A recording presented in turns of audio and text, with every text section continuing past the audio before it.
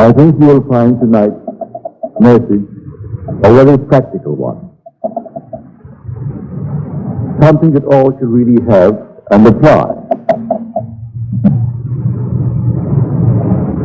The whole of life is just the appeasement of hunger,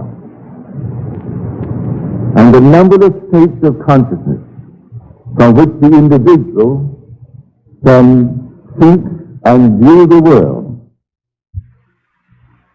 only a means of satisfying that hunger. I say this because your state of consciousness is always being externalized. If you know how to move from your present state, if you dislike it, to the state that you would like to externalize, then you have the secret. And that is what I will attempt tonight to tell you. For there are only states of consciousness pushed out, everything in this world, and all are contained within the individual. Now, in the Bible, we speak of prayer, and prayer to the world means begging, but not in the Bible. It's thanksgiving. It's praise. It's not petition.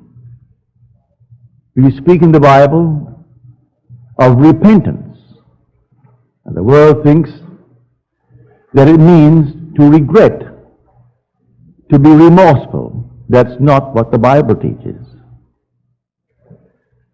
Prayer and repentance are almost synonymous terms.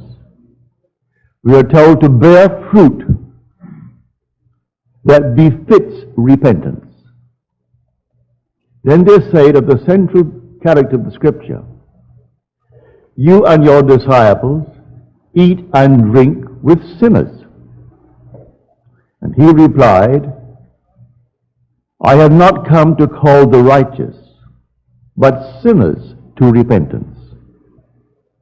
Leave the righteous alone. They're so self-satisfied. They're like themselves, so leave them alone. The word sin has nothing to do with breaking any moral code.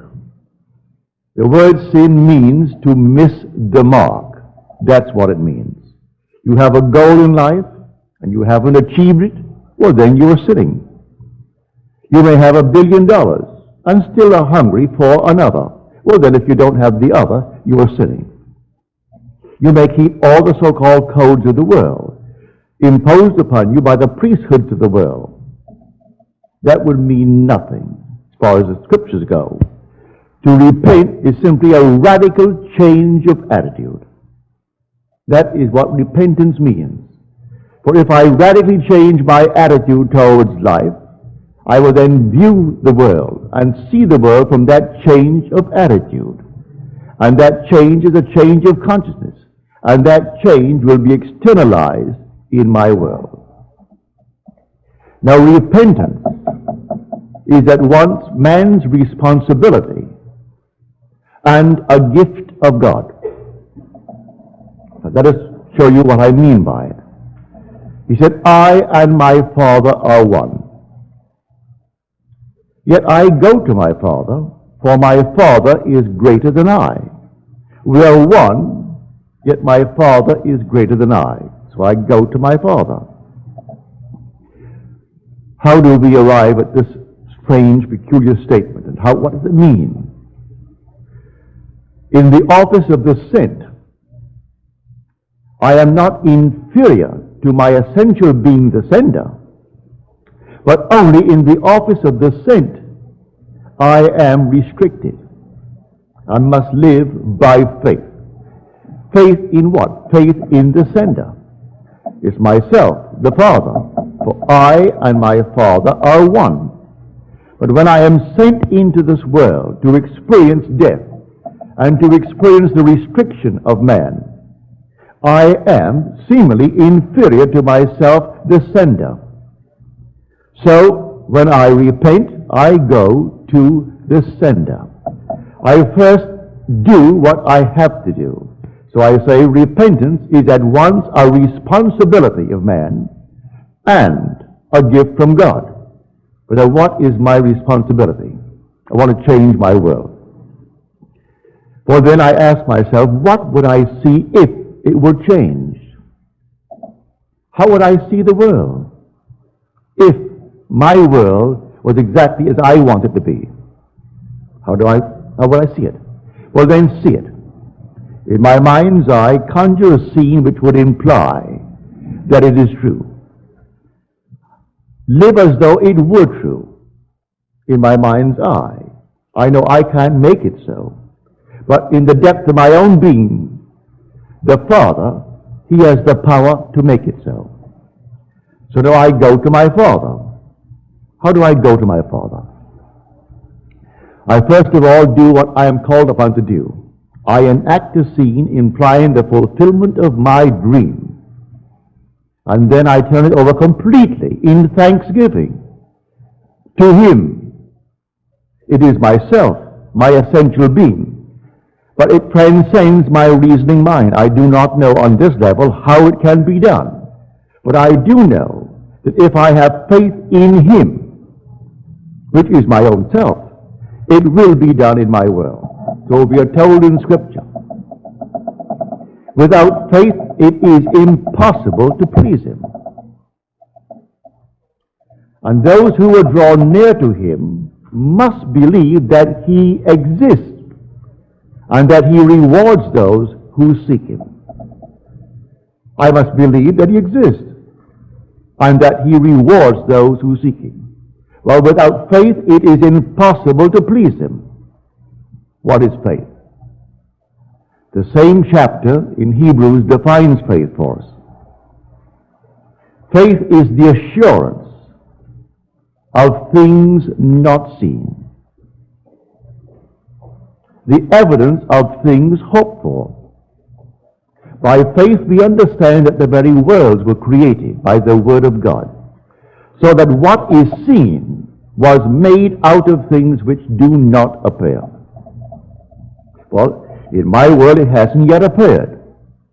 I say it all is contained within my imagination. So I will enact the scene which would imply that it's real. And then, within myself, I give thanks. Now, we're told the most wonderful prayer ever uttered, you find in the book of John, the 11th chapter. He stands at the gate of death. And he raised his eyes and said, "Thank you, Father, that thou hast heard me. I knew that you always hear me." Well, I can't deny that the depth of my own being is hearing what I am doing, what I am inwardly saying. So I can truly say, "Father, thank you." He certainly heard what I said. Well, is it now supported by some statement of Scripture? Yes, again in John, but now in his letter, the first letter. And in this he said, "If we believe that He hears us in whatever we ask of Him, we know that we have already obtained the request made of Him." If I can simply assume that I am the man that I would like to be, but certainly the depth of my own being has seen that assumption. He has heard that assumption. Well, now, can I actually believe that that's all I need do? Well, I have to confess that I can't do it on this level. I am not wise enough on this level to devise the means necessary to externalize what I have assumed that I am. Well, have you proved it, Neville? Unnumbered times. Unnumbered times.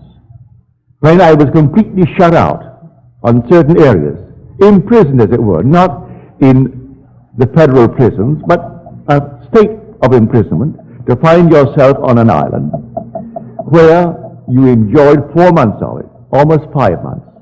But you have a commitment in America, and you've got to get back. And then to be told that there is no possibility of return until the very earliest September. And that would be the very earliest. And your commitment is in Milwaukee in the first week of May. What are you going to do then? No possibility. No ships have taken the passengers, and the list runs into thousands waiting all through the Indies. from Trinidad all the way up, all waiting. And you are in the island of Barbados without making any provision for your return to America when you sailed for Barbados 5 months before. So what did I do?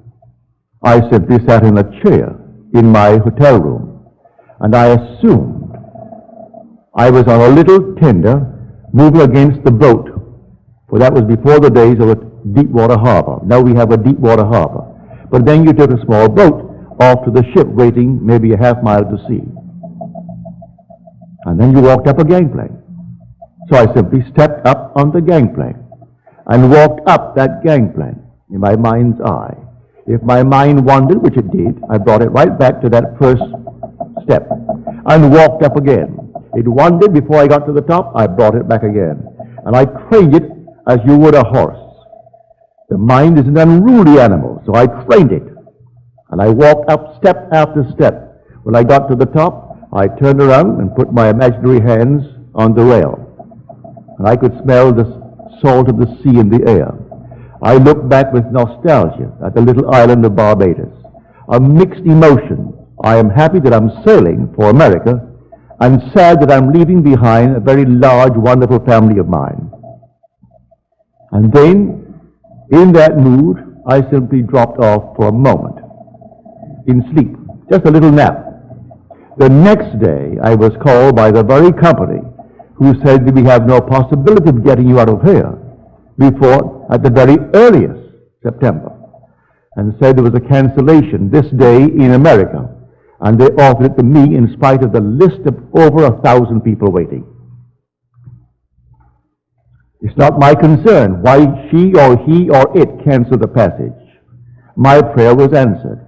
I did what I was called upon to do. For repentance is a radical change of attitude. She said, you can't get out? Well, I said, I am out. I'm on a boat, and the boat is headed towards New York City. That's all I wanted to do. So I did my responsibility. And the second part of repentance is a gift from God. So God has the way of externalizing it. What caused the woman or the man or something to cancel the thing? I was told afterwards, she was afraid. She was afraid, for some reason not explained, to make the trip.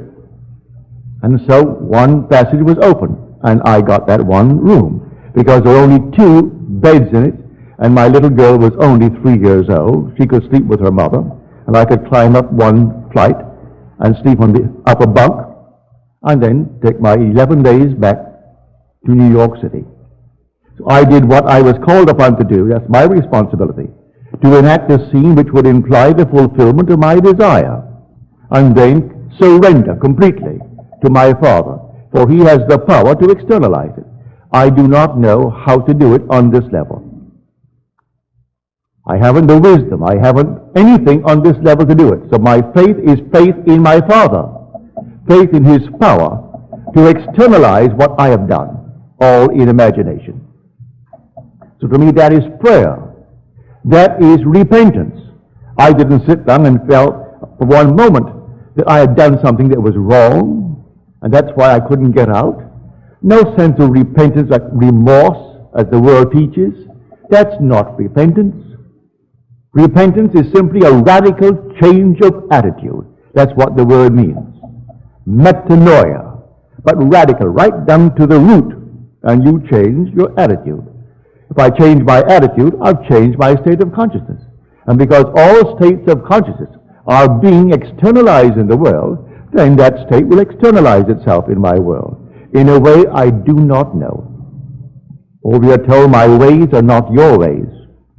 My ways are past finding out. Just trust me. So without faith you cannot please God, we are told. If I would come to Him, I must first believe that He exists and that He rewards those who seek Him. Well, I seek Him in projecting for me that which I desire in this world. So that's what I mean by prayer. Prayer is the attentive communion with God. That's what prayer is.